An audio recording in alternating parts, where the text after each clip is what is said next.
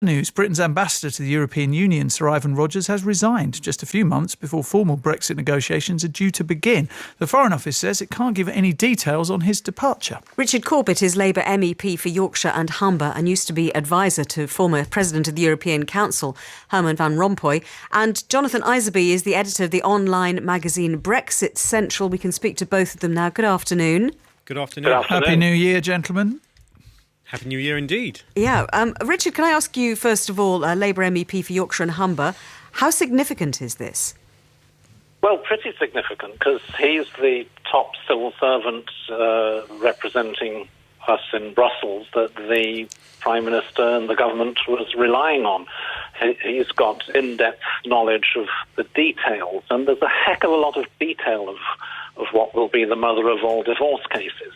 All kinds of intricacies that most people haven't even thought of. And I think part of the problem is that he's been patiently explaining this to ministers, many of whom are sort of glibly gung-ho, saying, oh yes, Brexit's going to be an easy thing, get it done in a few months, no problems at all. Whereas, in fact, there are a lot of problems. And so how much of a loss is he, Jonathan, that level of expertise when there's not long to go before we've got to get this sorted out? I think Richard Corbett is completely over-egging this. The fact is that Ivan Rogers was due to depart his posting in Brussels just in the autumn later this year. Yeah, so November, wasn't it? I think it would have actually been far more disruptive to the process for him to leave halfway through than actually for him to go now. And I think, it's clear from all accounts that we've read and heard that he was not a cheerleader for Brexit. He clearly favoured us staying in the European Union and the status quo. And, he's a lifelong diplomat who's been through the Foreign Office and done the postings in Brussels. He was part of the EU establishment who was very happy with the status quo. Indeed, he was instrumental in persuading David Cameron not to go for significant reforms in his renegotiation. And actually, there's a question as to whether, had he been successful, had David Cameron ignored his advice, whether we would have got a different deal and Britain might not have actually voted to leave in the first place. But that's another story. Richard, there's a clear analysis, clearer than anything the Foreign Office has managed to give us so far. So are you over-egging this, Richard?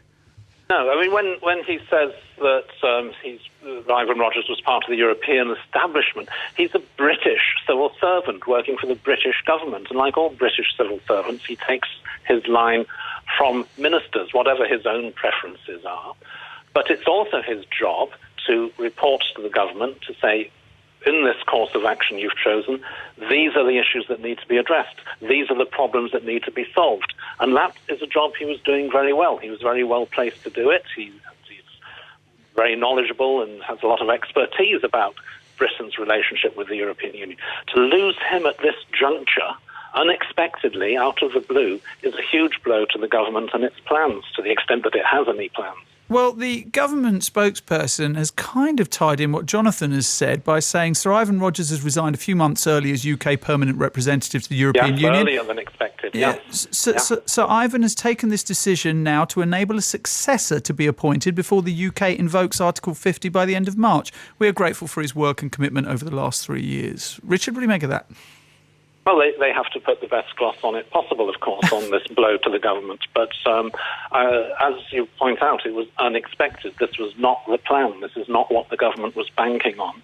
And for it to have happened now, suddenly out of the blue, just adds to the mess that they're in on Brexit. They really haven't got a clue what they want to negotiate for, what their priorities are. In fact, the government's divided on it. And until we get some clarity, we're in for a rocky ride.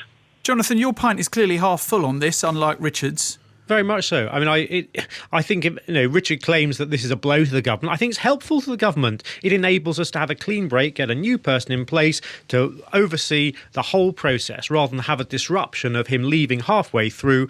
The process of Brexit negotiations, which will obviously begin once Article 50 is invoked later this. So why didn't they plan for that in the first place then? If that was preferable, why isn't that what they had planned? In fact, they planned for him to leave in the autumn instead of now. And this isn't as smooth, is it? Transition, Jonathan. This has clearly taken the government by surprise. Look, it's the second or third day of the new year. It's a sensible time to make this move and able to get someone new in place by the time that Article 50 is invoked at the end of March. As I say, the advice that he gave David Cameron was actually incredibly unhelpful in terms of trying to seek a better deal for Britain and to represent Britain's best interests, which is what he's supposed to do as our representative over in Brussels. That's a matter of opinion. Well, I think there'll be a lot of people who will say, actually, very sensible for him to have moved on at this stage. You know, he got his knighthood last year. Let's get someone new in who can sing from the same hymn sheet as the Prime Minister, who accepts the referendum result and who believes in delivering a successful Brexit. OK.